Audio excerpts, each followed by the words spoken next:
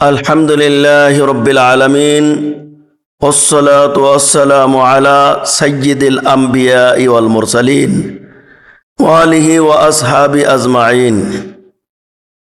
এক ব্যক্তি রসুলের প্রতি প্রত্যেক দিন দরুদ ও সালাম 100 বার করে পাঠ করত আর আল্লাহর কাছে প্রার্থনা করত, আল্লাহ আমি এই দরুদ শরীফের ওসিলায় আমি যেন রসুলের সাথে সাক্ষাৎ করতে পারি।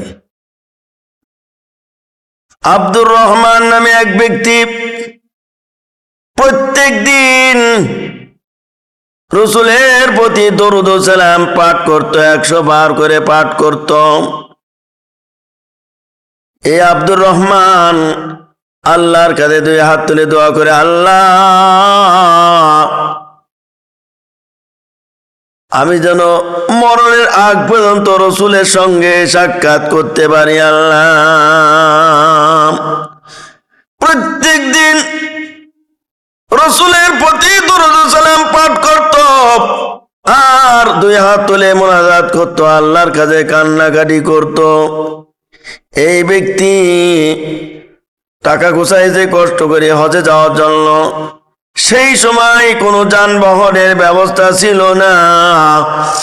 ওই সময় কাফেলা হয়ে ঘোড়ার পিঠে যাওয়ার হয়ে অথবা উটের পিঠে যাওয়ার হয়ে যাওয়া লাগতো। এই আব্দুর রহমান কাফেলার সঙ্গে তিনি হজে যাচ্ছেন। এমন সময় পথে মধ্যে এক জায়গায় তাঁবু গাড়লেন।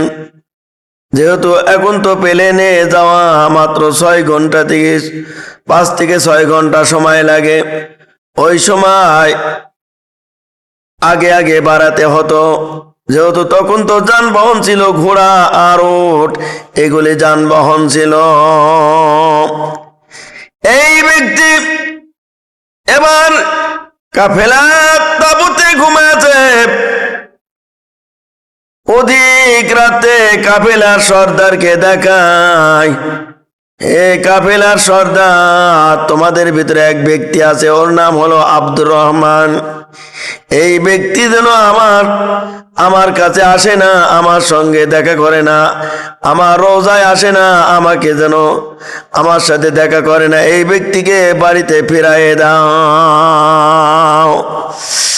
এবার কাফেলার সর্দার বললেন, আব্দুর রহমান নামে কি আছো? আব্দুর রহমান, কোন ব্যক্তির নাম আব্দুর রহমান? ওই ব্যক্তি বললেন, আমার নাম আব্দুর রহমান। আল্লাহ, আমার নাম আব্দুর রহমান।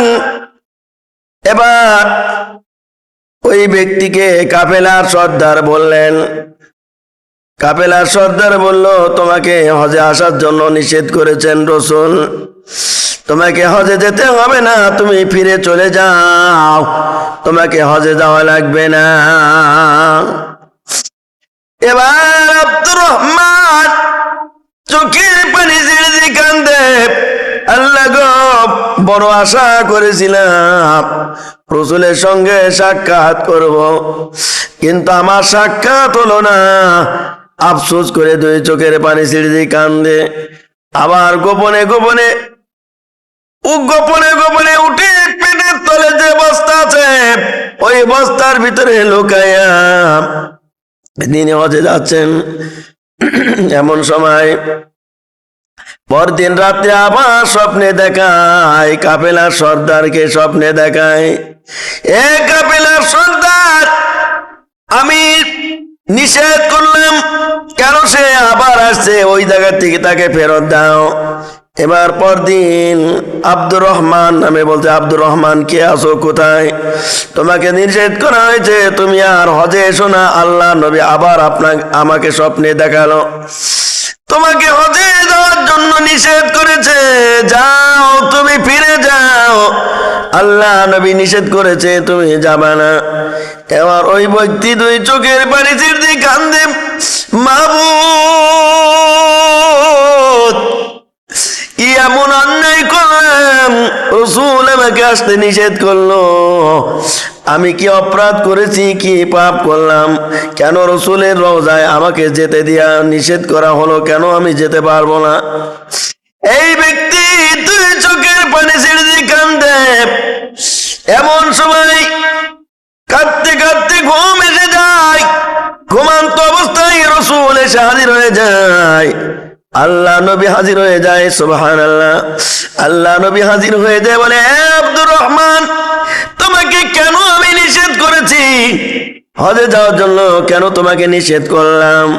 কারণ হলো তুমি যে প্রত্যেক দিন 100 বার করে দরুদ ও সালাম আমল করো, দরুদ শরীফ পাঠ করো।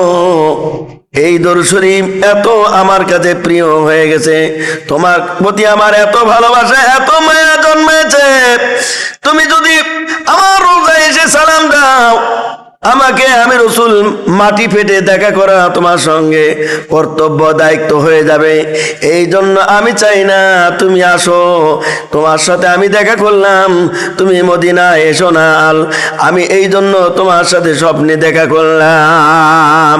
বন্ধুরা আমার, এই জন্য বলতে চাই, যারা প্রত্যেক দিন দরুদ ও সালাম পাঠ করবে, 100 বার করে দরুদ ও সালাম পাঠ করবে, 100 বার করে দরুদ ও সালাম পাঠ করার বদলতে আল্লাহ রাব্বুল আলামিন যদি তার মন মানসিকতা ভালো থাকে, যদি সারাম নিয়ত থাকে, রসুলের সাথে ভালোবাসা থাকে, অবশ্যই আল্লাহ নবী তার সঙ্গে সাক্ষাৎ করবে। রসুল যদি তাকে রসুলকে প্রিয় বানাতে পারে, রসুলকে যদি আপন করে নিতে পারে, তাহলে অবশ্যই রসুলের সঙ্গে সাক্ষাৎ হবে।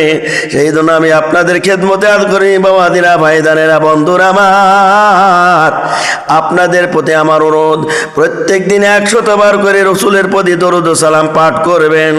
অবশ্যই যদি আপনি আল্লাহর কাছে প্রার্থনা করেন, আল্লাহ আমি যেন রসুলের সঙ্গে সাক্ষাৎ পাই, ওযু অবস্থায় এই দরুদ ও সালাম পাঠ করবেন। আর দরুদ ও সালাম পাঠ করার বদলতে আল্লাহ রাব্বুল আলামিন আপনাকে রসুলের সঙ্গে সাক্ষাৎ করায় দেবে। সুবহানাল্লাহ।